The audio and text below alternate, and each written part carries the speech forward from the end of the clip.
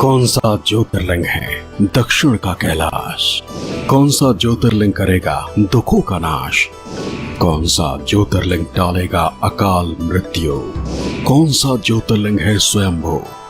जानिए 12 ज्योतिर्लिंग का पूरा रहस्य। तो जी हाँ, आज काल चक्र में पंडित जी आपको भगवान शिव के अनूठे और दिव्य ज्योतिर्लिंगों से जुड़े सबसे खास और यूनिक जानकारी देंगे। किस ज्योतिर्लिंग का क्या महत्व है, क्या पौराणिक कहानियां हैं और किस ज्योतिर्लिंग के दर्शन मात्र से हमारी कौन कौन सी मनोकामनाएं पूर्ण हो सकती है, यही आज काल चक्र में बताएंगे आपको पंडित सुरेश पांडे जी। तो बने रहिए काल चक्र के साथ। तो चलिए अपनी इस खास चर्चा को शुरुआत करते हुए बात करते हैं सबसे पहले ज्योतिर्लिंग की। इस ज्योतिर्लिंग का क्या महत्व है, क्या पौराणिक बातें हैं और इस ज्योतिर्लिंग के दर्शन मात्र से आपको क्या लाभ हो सकता है, ये जान लेते हैं। पंडित जी बताएं। सौराष्ट्रे सोमनाथम च श्रीशैले मल्लिकार्जुनम उज्जयिन्यां महाकालम ओंकारम ममलेश्वरम परल्यां तु वैद्यनाथम च डाकिन्यां भीमशंकरम सेतुबंधे तु रामेशम नागेशम दारुकावने वाराणस्यां तु विश्वेशम त्रयंबकम गौतमी तटे हिमालये तु केदारम घुस्मेशम च शिवालये एतानि ज्योतिर्लिंगानि सायं प्रातः पठेन्नर सप्तजन्म कृतं पाप स्मरणेन विनश्यति। कहने का आशय ये है, ये जो 12 ज्योतिर्लिंगों का नाम मैंने आपको बताया, अगर इन 12 ज्योतिर्लिंगों का नाम कोई व्यक्ति स्नान करने के बाद नित्य प्रातः एक बार स्मरण कर ले, तो मैं पूरे दावे के साथ कहता हूँ, मुझे सनातन धर्म में इतना विश्वास है कि उसके 7 जन्मों के पाप नष्ट हो जाएंगे, 7 जन्मों के उसके दूषित प्रारब्ध समाप्त हो जाएंगे। भगवान शिव के इन 12 ज्योतिर्लिंगों का जो नित्य प्रातः सायं स्मरण करता है, उसके जीवन में किसी तरह का दुर्भाग्य नहीं उदय हो सकता है, केवल स्मरण करने मात्र से। अब सोचिए कितनी महिमा है कि अगर उन ज्योतिर्लिंगों का आप स्मरण कर रहे हैं तब आप 7 जन्म के पाप ताप से मुक्त हो रहे हैं, और अगर उन ज्योतिर्लिंगों का आपने दर्शन कर लिया तो पूछिए सोने पे सुहागा हो जाएगा, मनुष्य का शरीर धारण करना सफल हो जाएगा। तो बताना चाहूँगा पहले ज्योतिर्लिंग के बारे में। गुजरात के सोमनाथ में जो ज्योतिर्लिंग है उसका नाम है सोमनाथ ज्योतिर्लिंग। ये वर्णन जो है, इसका वर्णन महाभारत में, श्रीमद् भागवत महापुराण में और शिव पुराण में और स्कंद पुराण में मिलता है। ऋग्वेद में सोमेश्वर महादेव का वर्णन है। सोमनाथ ज्योतिर्लिंग को भगवान शिव का पहला ज्योतिर्लिंग माना जाता है। चंद्रमा को प्रजापति दक्ष ने क्षय रोग होने का श्राप दिया था। ये चंद्रमा जो है ये दक्ष के दामाद हैं, और दक्ष ने अपनी 27 बेटियों को चंद्रमा के साथ ब्याह दिया था, जिसमें रोहिणी के प्रति चंद्रमा का बड़ा अनुराग था, और शेष बेटियों को चंद्रमा बड़ी उपेक्षा की दृष्टि से देखते थे। वो बेटियां जब आकर के दक्ष के यहाँ शिकायत करी तो दक्ष ने चंद्रमा को क्षय रोग होने का श्राप दिया था, और उस श्राप के प्रभाव से बचने के लिए, मुक्ति के लिए चंद्रमा ने भगवान शिव की उपासना की, और इस सोमनाथ ज्योतिर्लिंग की स्थापना उन्होंने मृत्युलोक में सौराष्ट्र में की। ये है सोमनाथ शिवलिंग की महिमा। ये चंद्रमा के द्वारा स्थापित ज्योतिर्लिंग है, और सबसे पहले यहाँ चंद्रमा ने तपस्या की थी अपने क्षय रोग की समाप्ति के लिए। सोमनाथ शिवलिंग के दर्शन करने से धन धान्य की प्राप्ति होती है, जीवन में सुख शांति का वास होता है, गंभीर से गंभीर रोगों से मुक्ति मिलती है। इस शिवलिंग के दर्शन करने मात्र से अकाल मृत्यु का भय समाप्त हो जाता है। इस शिवलिंग की उपासना करने से जन्म कुंडली में अगर चंद्रमा शनि के साथ है विष योग में, तो उसका भी प्रभाव समाप्त हो जाता है। जो लोग सोमनाथ जा करके और इस ज्योतिर्लिंग का दर्शन पूजन करते हैं, उनके कुंडली में अगर विष योग है, चंद्रमा शनि की युति है, हर समय मन में नकारात्मक विचार आते हैं, तो आप विश्वास करिए इस ज्योतिर्लिंग के दर्शन मात्र से और ज्योतिर्लिंग के जहाँ तक ज्योतिर्लिंग का आभा मंडल है, जहाँ तक ज्योतिर्लिंग का रेडिएशन है, उसके अंदर निवास करने से सब प्रकार के रोग शोक से मुक्ति मिलती है, पापों से मुक्ति मिलती है और भगवान शिव की सहज कृपा मनुष्य के ऊपर बन जाती है। इस ज्योतिर्लिंग के दर्शन से मानसिक तनाव तो समाप्त हो जाता है और धन धान्य की प्राप्ति तो होती ही होती है। इस ज्योतिर्लिंग का दर्शन करने अगर नहीं जा सकते हैं तो घर में ही एक मंत्र का जप आप करें, ओम भूमिपुत्राय विद्महे सहस्रकीर्तनाय धीमहि तन्नो शंभु प्रचोदयात्। और अगर नहीं जा सकते हैं तो कोई बात नहीं, सबके भाग्य में तीर्थ नहीं लिखा होता है भाई। तो आप जो मैंने पहले श्लोक बताया है, सौराष्ट्रे सोमनाथम च श्रीशैले मल्लिकार्जुनम उज्जैन्याम महाकाल ओंकार ममलेश्वरम परल्याम वैद्यनाथम च डाकिन्याम भीमशंकर सेतुबंधे तु रामेशम नागेशम दारुकावने वाराणस्याम तु विश्वेशम त्र्यंबकम गौतमी तटे हिमालये तु केदारम भूष्मेशम च शिवालय। अगर इन 12 ज्योतिर्लिंग का आप सुबह शाम स्मरण करते रहें तब भी मैं दावे के साथ कह सकता हूँ कि आपको उन ज्योतिर्लिंगों के दर्शन का फल मिल जाएगा। क्योंकि एक बात बहुत अच्छी तरह से जान लीजिए, पूजा जो होती है वो न तो शरीर से होती है न तो वस्तु से होती है। पूजा जो होती है वो चित्त से होती है। अगर आप मंदिर में हैं और उस समय भी आपके चित्त में संसार चल रहा है, धन दौलत शत्रुता मित्रता प्यार दुश्मनी ये सब बातें आपके दिमाग में चल रही हैं और आप मंदिर के गर्भगृह में हैं, तो आपका गर्भगृह में होना भी बेकार है।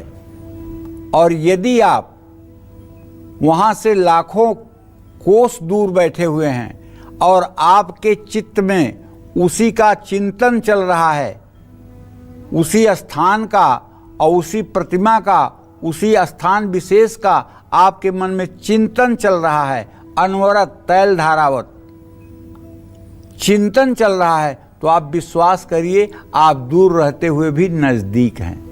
आप दूर रहते हुए भी नज़दीक हैं। चाहे जितनी आप शरीर से पूजा कर लीजिए, चाहे जितने आप अच्छे अच्छे प्रकार के व्यंजन पकवान चढ़ा दीजिए, लेकिन अगर आपका चित्त नहीं लगा हुआ है पूजा में, अगर आपका मन नहीं लगा हुआ है, तो ये सब चीज़ें फालतू हैं। इसलिए धीरे धीरे अभ्यास करना चाहिए चित्त को स्थिर करने के लिए। और ये चित्त को स्थिर करने का जो उपाय है हमारे समझ से, वो ये है कि भगवान के नाम का भजन करना चाहिए। भगवान के नाम का भजन अगर करिए तो निश्चित रूप से चित्त की वृत्तियों का निरोध होता है। देवी भागवत में लिखा हुआ है कि ईश्वर प्राप्ति के लिए न तो चारों वेद, न 6 शास्त्र, न 18 महापुराण और न उपनिषद और न वेदांत दर्शन, ये कोई आपके लिए ईश्वर को दर्शन नहीं करवा सकते। तो फिर ये करते क्या हैं? 4 वेद, 6 शास्त्र, 18 महापुराण। देवी भागवत में स्पष्ट लिखा हुआ है कि ये मनुष्य के चित्त की वृत्तियों का निरोध करते हैं।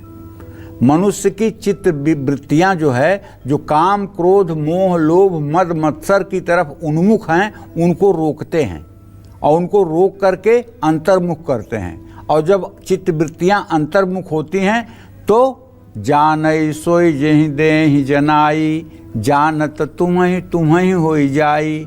जैसे फूल में पराग आता है तो भंवरे निमंत्रण कार्ड का इंतजार नहीं करते हैं, बल्कि भंवरे खुद आकर के उस पराग का पान करते हैं। उसी तरह से जब आपके चित्त वृत्ति का निरोध हो जाएगा, आपके अंदर भी चित्त वृत्ति का निरोध रूपी पराग आ जाएगा, तो ईश्वर रूपी भ्रमर अपने आप आपके पास आ जाएंगे।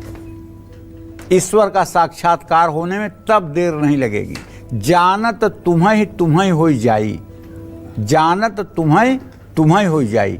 एक सेकंड के लिए भी अगर आपका मन एकाग्र हो करके और पूजा में रहे और अन्यत्र न जाए तो समझ लीजिए आपका जीवन साकार हो गया। जय मां विंध्यवासिनी।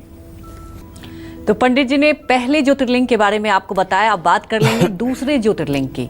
इस ज्योतिर्लिंग की क्या महत्व है और क्या महिमा है, साथ ही ये ज्योतिर्लिंग आपको कौन कौन सी मनोकामनाओं को पूरा कर सकता है, आइए ये भी जान लेते हैं। बताएं पंडित जी। श्रीशैले मल्लिकार्जुनम। अंजलि, श्रीशैल पर्वत पर जो है, जो आंध्र प्रदेश में कृष्णा नदी के किनारे पर है जी, कृष्णा नदी के किनारे पर श्रीशैल पर्वत है। वहाँ पर जो है मल्लिकार्जुन नाम का दिव्य ज्योतिर्लिंग है। यहाँ भगवान शिव माता पार्वती के साथ विराजमान है। शिव पुराण के अनुसार भगवान कार्तिकेय अपने माता पिता से नाराज होकर कैलाश पर्वत छोड़कर श्रीशैल पर्वत की ओर चल दिए। तब माता पार्वती और भगवान शिव उन्हें मनाने के लिए वहाँ पहुँच गए, पर कार्तिकेय जी वहाँ से भी चले गए। तब पुत्र कार्तिकेय के प्रतीक्षा में भगवान शिव ने यहाँ ज्योति का रूप धारण कर लिया और वहीं विराजमान हो गए। तब से ये दक्षिण का कैलाश कहलाता है। ये मल्लिकार्जुन जो है ये दक्षिण का कैलाश कहा जाता है। आंध्र प्रदेश में है और कृष्णा नदी के तट पर है। मल्लिकार्जुन ज्योतिर्लिंग के साथ साथ देवी का शक्तिपीठ भी है। यहाँ शिव संग शिवा के भी दर्शन होते हैं। मल्लिकार्जुन ज्योतिर्लिंग के दर्शन मात्र से भक्तों के पुराने पापों से, जन्म जन्मांतर के पापों से छुटकारा मिलता है, पाप ताप से छुटकारा मिलता है। मल्लिकार्जुन ज्योतिर्लिंग के दर्शन और पूजन से अश्वमेध यज्ञ के बराबर फल मिलता है। मल्लिकार्जुन ज्योतिर्लिंग का दर्शन करने से संतान सुख की प्राप्ति होती है।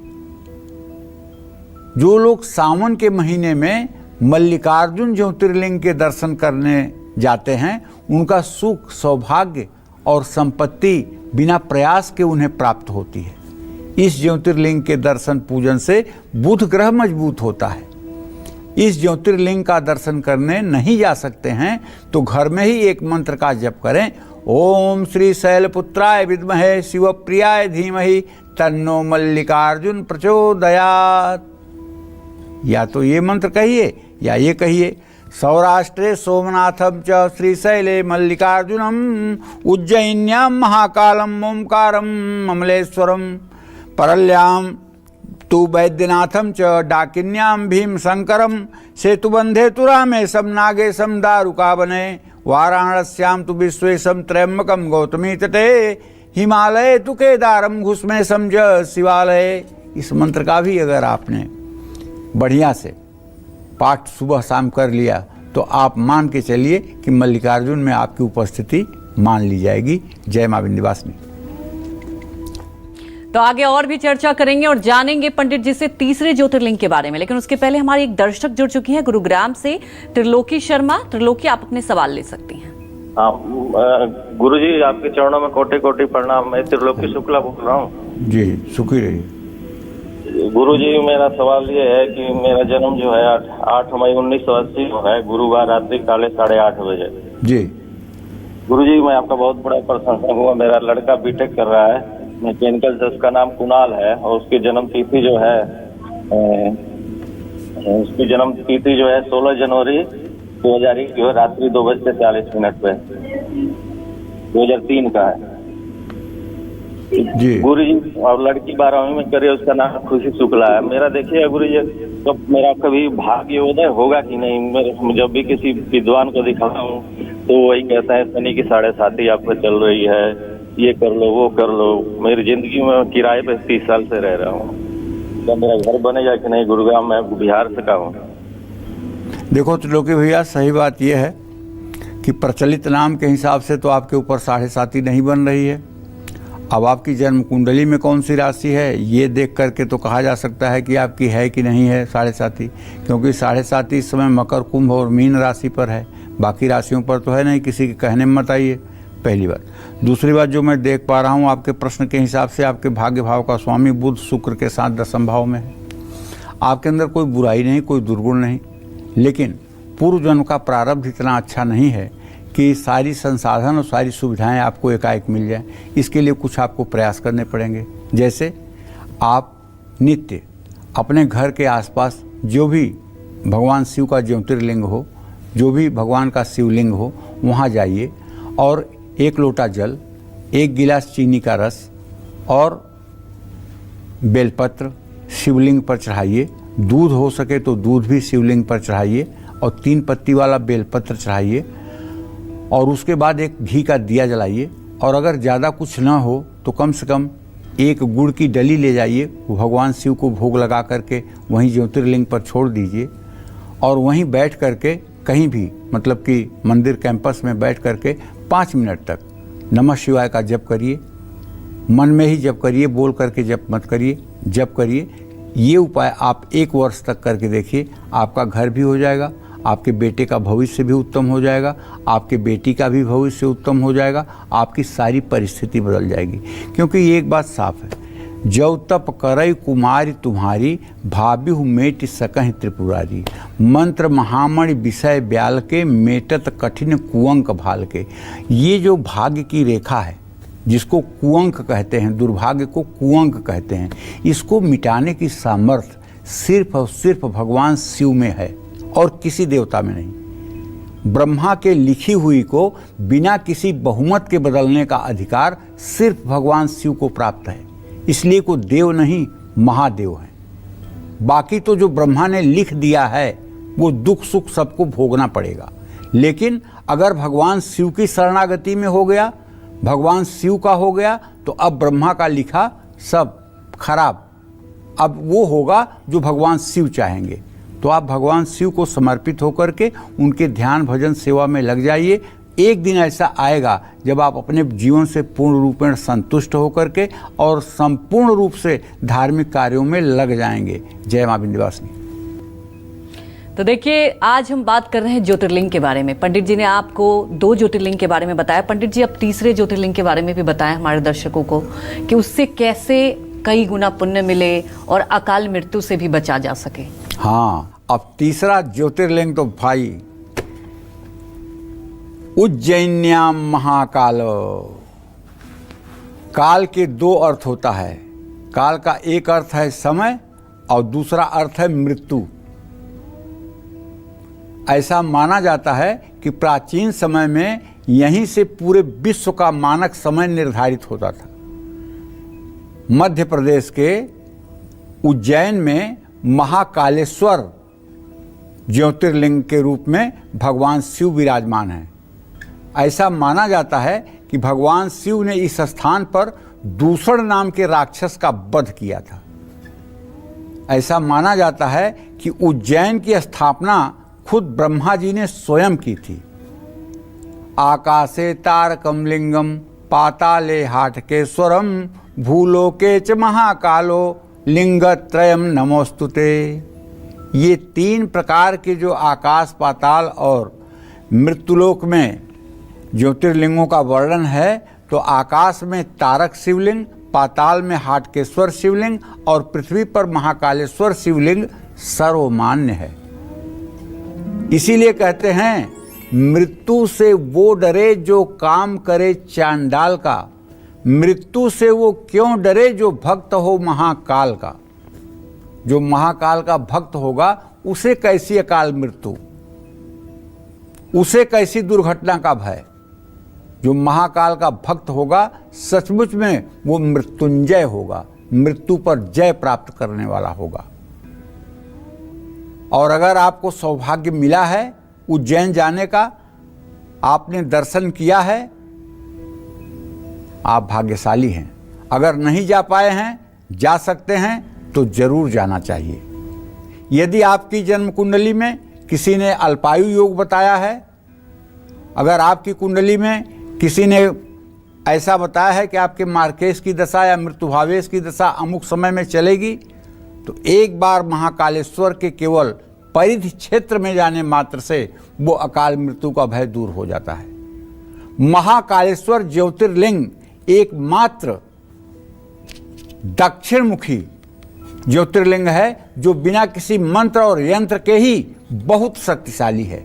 ऐसा माना जाता है कि इस ज्योतिर्लिंग में अपार ब्रह्मांडीय शक्ति है। तंत्र साधना के लिए महाकालेश्वर ज्योतिर्लिंग सबसे उत्तम माना जाता है। महाकाल के दर्शन करने मात्र से व्यक्ति को मोक्ष की प्राप्ति होती है, आवागमन से मुक्ति होती है। अकाल मृत्यु में रक्षक बन सकता है महाकालेश्वर ज्योतिर्लिंग का दर्शन। महाकाल के दर्शन करने के बाद जूना महाकाल के दर्शन जरूर करना चाहिए। इस शिवलिंग के दर्शन और पूजन से शनि ग्रह अशुभ प्रभाव देना समाप्त कर देता है। इस ज्योतिर्लिंग का दर्शन करने अगर नहीं जा सकते हैं तो घर में ही एक मंत्र का जप करें।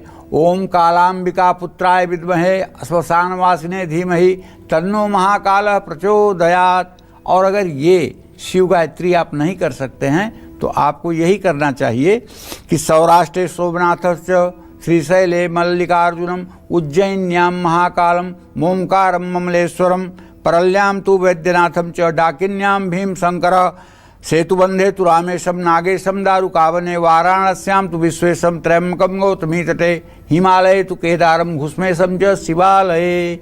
ये भी मंत्र अगर केवल पढ़ लिया जाए और चित्त को ज्योतिर्लिंग के तरफ केंद्रित किया जाए तो वही फल मिलता है जो दर्शन का फल होता है। लेकिन अगर मनुष्य शरीर मिला है तो एक बार महाकाल का दर्शन जरूर करना चाहिए और परिवार के साथ करना चाहिए। वहाँ की भस्म आरती का भी दर्शन करने से कई कई जन्मों के पाप ताप नष्ट हो जाते हैं, इसमें कोई संदेह नहीं है। जय मां विंध्यवासिनी। तो चलिए अब जान लेंगे उस चौथे ज्योतिर्लिंग के बारे में जिसके दर्शन मात्र से ही आपको 33 कोटि देवी देवताओं की भी कृपा मिल सकती है। पंडित जी बताएं, मतलब ये दर्शन करने से एक साथ ही सभी देवी देवता की कृपा मिल जाएगी? देखिए, अब ओंकारेश्वर ज्योतिर्लिंग की बात कर रहा हूँ।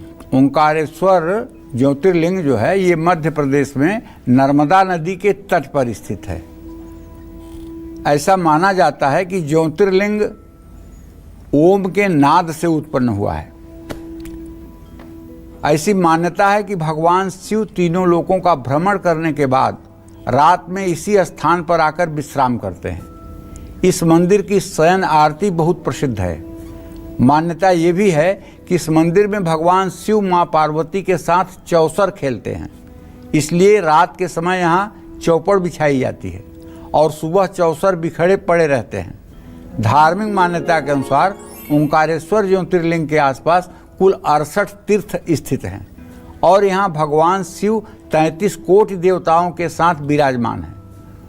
ओंकारेश्वर ज्योतिर्लिंग स्वयंभू है। ओंकारेश्वर ज्योतिर्लिंग के दर्शन और पूजन से कुंडली में बृहस्पति ग्रह का अशुभ प्रभाव कम होने लगता है। जिन लोगों के विवाह में देरी हो रही है, जिन लोगों के सप्तम भाव में बृहस्पति बैठा हुआ है और विवाह 33 साल के हो गए और नहीं हुआ है, अगर 33 साल की उम्र तक विवाह नहीं हुआ है और बृहस्पति 7वें भाव में बैठा हुआ है, तो पक्का है कि इस ज्योतिर्लिंग का दर्शन करने से 6 महीने के अंदर विवाह का योग बन जाता है। इस शिवलिंग के दर्शन और पूजन से भगवान शिव की विशेष कृपा प्राप्त होती है। रुके हुए काम बनने लगते हैं, अशांत और चंचल मन भी एकाग्र होने लगता है। महाशिवरात्रि पर इस शिवलिंग की पूजा का कई गुना फल प्राप्त होता है। इस ज्योतिर्लिंग का दर्शन नहीं करने जा सकते हैं तो घर में ही एक मंत्र का जप करें। ओम गिरीशाय विद्महे सुमनोहाराय धीमहि तन्नो रुद्रः प्रचोदयात्।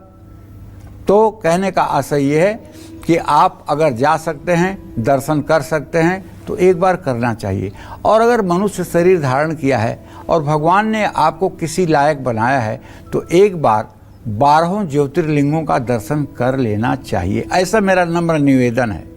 अगर भगवान ने सामर्थ्य दी है और अगर आप के माता पिता इस योग्य हैं कि वो 12 ज्योतिर्लिंगों में जा सकते हैं और भगवान ने आपको शक्ति दी है कि आप उन्हें तीर्थ करा सकते हैं, तो आपको चाहिए कि अपने माता पिता को 12 ज्योतिर्लिंगों के दर्शन करवा दीजिए।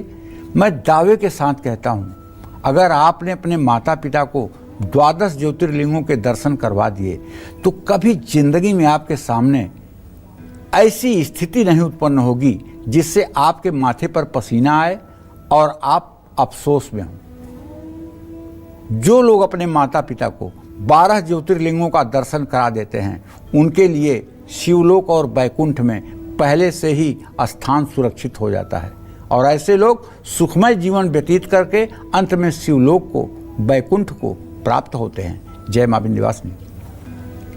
तो आगे और भी ज्योतिर्लिंग की बात करेंगे, लेकिन वक्त हो गया एक छोटे से ब्रेक का। लेकिन आप बने रहिए हमारे साथ, देखते रहिए कालचक्र, क्योंकि आज का कालचक्र बेहद ही महत्वपूर्ण है। आगे पंडित जी बताएंगे और मुझे लगता है अगर आप दर्शन नहीं करने जा रहे तो पंडित जी वो उपाय भी बता रहे हैं, वो मंत्र भी बता रहे हैं, तो आप उस मंत्र को भी लिख लीजिए और लगातार देखते रहिए कालचक्र।